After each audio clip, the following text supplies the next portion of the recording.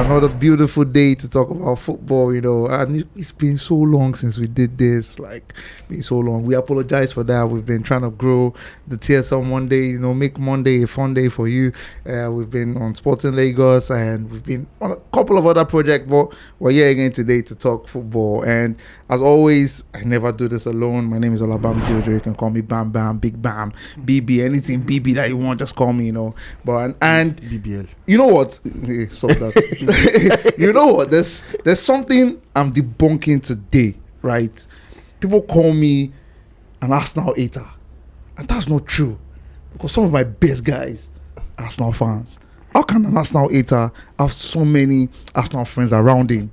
So I'm debunking that today, and those are my guests I have. I'll start with the man on my right. It's our celebrity in the TSL community, our AMVCA winner. We're so proud of him. Has got a couple of projects out that are really, really hot. In the word of the street, is an Ashewo now. They're using for only Ashewo projects. Which actor is in the market now that can woo girls, right? That's the only thing he's doing now. You explain that. But Bobby, how you doing, man? I'm very well, thank you. And don't listen to all the words on the streets. What's on the street live now and then. But yeah, it's good to be here. I haven't been here in a bit, so I'm looking forward to what we have to discuss about. So let's go. There is a lot. But let's start with you, right? It's been an amazing year for you so far. Daughters of Water is streaming on African Magic right now, and the last time we did speak about your career, you were telling us how you were in Beta and Friends. That was your first project. But look at how far you've come from now till this point, and how proud of you of that progress. I mean, it's a beautiful thing to watch yourself grow, and it's always beautiful for other people to see it and acknowledge how far you've come. I still think that, I don't think I've even gotten to 5% of what I want to be, so the road is still long, and there's still a lot of there's a long journey in front of me, and I'm not somebody to rest on his laurels and say, okay, I'm still locked in for what's to come. But so far, I can always appreciate the growth, and I'm grateful for you. I'm grateful to you for your kind words, and I hope to make the whole TSL community as proud as they can get. And hopefully this year, another MBCA for Daughters of Water. But yeah, we always appreciate when you come around, and how cordial you are with the TSL community. But let's move from the man on the right now, that's Bukayo Saka, to the man on the left.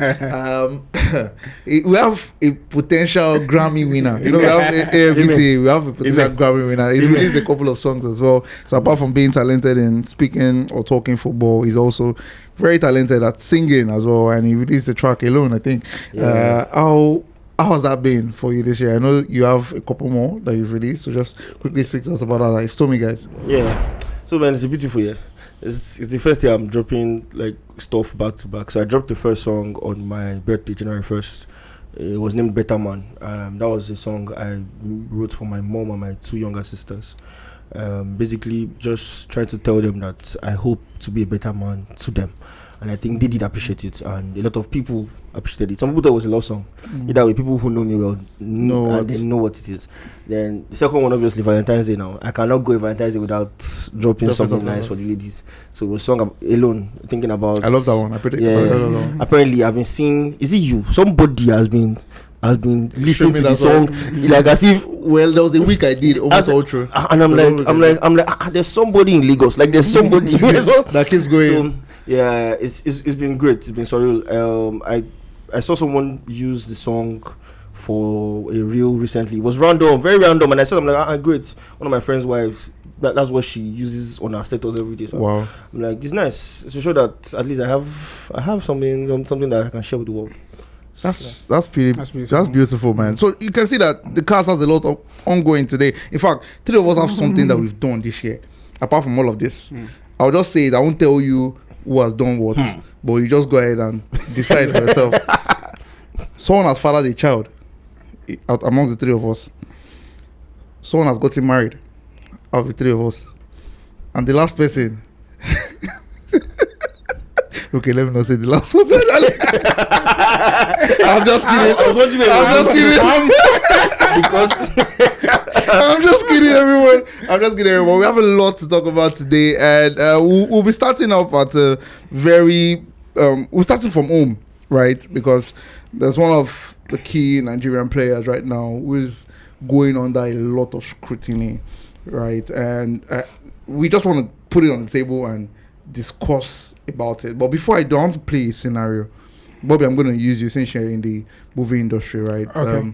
So you have an audition, right? And who do you look up to, or who did you look up to as an actor, Nigerian actor? Is there anyone? A Nigerian actor. I would say an actor that I really respect his craft is probably somebody that you might. It's not really well known. Okay. His name is Alison Precious Emmanuel. Okay, interesting name. But Yeah. okay, let's say you're doing an audition Yeah. for him, right? Okay. And you have a team. Okay. In the first leg of that audition, you guys killed it. Everybody killed it against the other team you were playing against. Mm. And in the second leg, you guys were woeful. Mm. So in a review, but you still came through. Mm. You still came through. In the review, Alison is asking you, right, now, what did you think happened? Are you wrong to come out and say you were disappointed in your team for that second leg performance? Okay, I understand the analogy with what you are going. Okay. That's a brilliant analogy. I understand it. Thank you very much. So let's not cut the whole file. I'll go straight to what we have to talk about. I mean, No, you need to answer in that way. Then we'll go back to it. But I need you to answer. Be honest. I mean, it's up to it's about the standards that I set for myself. When if I'm using your analogy in terms of like auditioning for a role in a film, in my space, auditions are dog eat dog. So if you are gonna mess my chances up of making bread, I'm gonna call you out.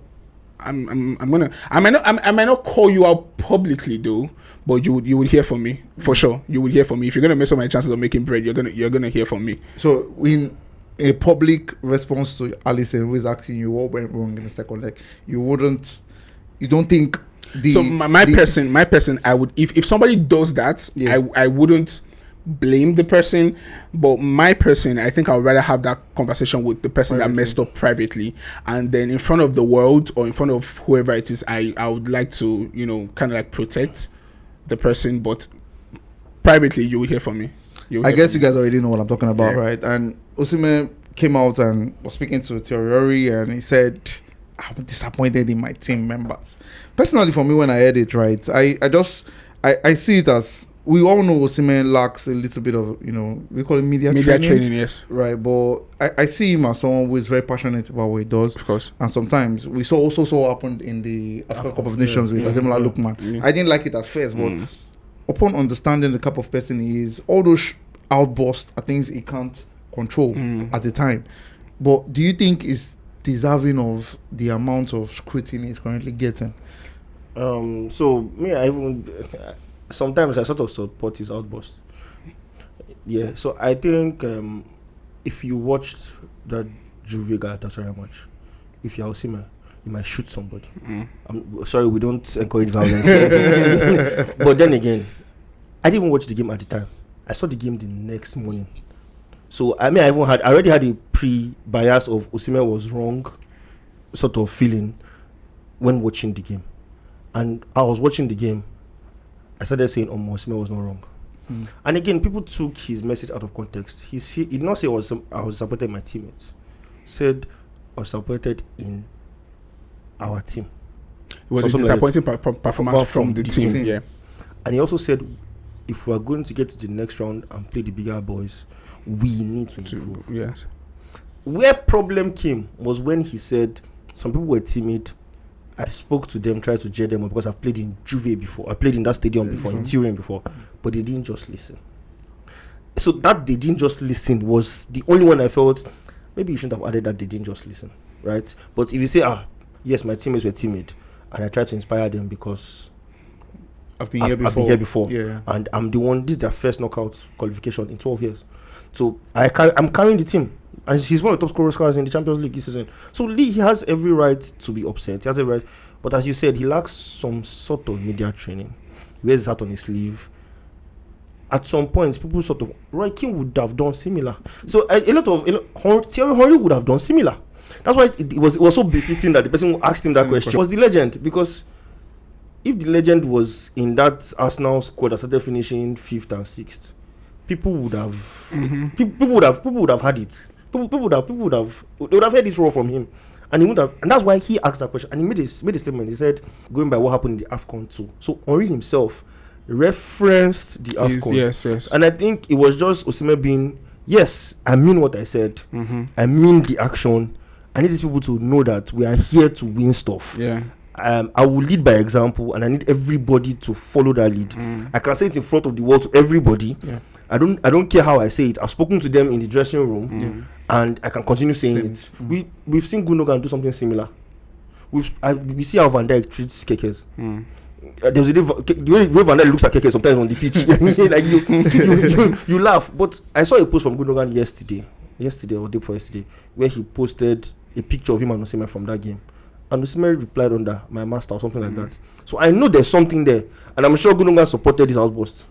I'm certain Gundogan supported this outburst.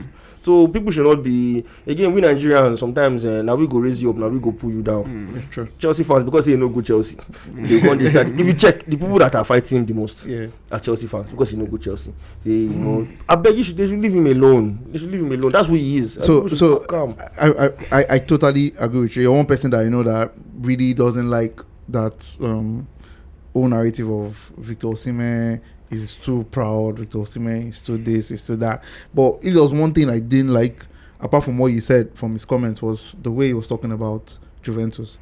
You know, saying he would like to play in Juventus and all of that. That's the one I don't think I really liked, because you're still contracted to your team, right? Like, so at least give your team that respect of saying you just beat them. Right? I think like if I remember the quote correctly, he had said that he's happy at Gala, but you never can tell in the future. Everybody knows. No disrespect to Gala. Everybody knows Osimhen respectfully shouldn't be playing at that level. His quality is much higher. He's top five best strikers in Europe at the moment. So his quality should be much higher than Galatasaray. Bobby, 90% of the time when someone says no disrespect, but then you get what I mean. His quality. We should be looking at him playing in teams like he said Chelsea wanted him, Arsenal, the big dogs, honestly, and then. And it's looking like, because of his wages, it's looking like that might not be possible. But one club that he's always had that affiliation with, I saw his interaction with Alessandro Del Piero after the game too, where he was all, you know, lovey-dovey with him and everything. And he's positioning himself. He needs to be playing for the big dogs in Europe. And if you can't get him moved to England, Juventus is not. That's crazy, because there's a clause Napoli put on that transfer. That was intentional. Exactly, that you can't, if Osimhen was to go to Juventus now, that's what 2 years. Juventus have to pay, if he goes between the next 2 years, Juventus have to pay 70 million extra to Napoli. Yeah. And funny enough, I'm hearing that, now this is rumor, please. I'm hearing that he's been owed salaries at Galatasaray as we speak. There are rumors that he's been owed salaries. So he missed, can you? No, so there are rumors. Okay. So he missed allegedly. He missed a game before the Juve game, and they said it was because they were owing him. Now, a popular, I can't remember which of the popular Nigerian journalists said, Turkey they owe. It's a normal thing for Turkey to owe. Like, if Nigeria put it out, there is on Twitter. Turkey they big club at Gala? Yeah, Turkey they owe. That when when Osimhen was going there, he also felt, these people go owe him that money, because I don't sure say Gala gets the. Have you seen Osimhen's wages? Like, it's a lot, yeah. It's a lot. So now, a lot of us are hoping, and this is my hope for him. Barcelona is moving on from Lewandowski. Harry Kane is looking like he wants to leave Bayern because he has 1 year left. PSG, Enrique might leave. PSG don't have a recognized striker. Like those three openings. If Madrid decide that they don't want to keep Vini and Mbappe anymore, there's an opening for a 9 there also. So those spaces, that is where he belongs. In my opinion, that's where he belongs. I agree with you. That's where he belongs. And I'm hoping it's Bayern or PSG, so he can farm like a thief. Like a farm. He needs it so he can farm. Whatever Harry Kane thought he was doing in Bayern this season, Osimhen will farm like a thief, and he will be on Ballon d'Or list top 10 again. No, for what it's worth, Osimhen, your Nigerian brothers here, we support you. And we wish you the best, right? Because we're better with Osimhen in the team, whether you like it or not.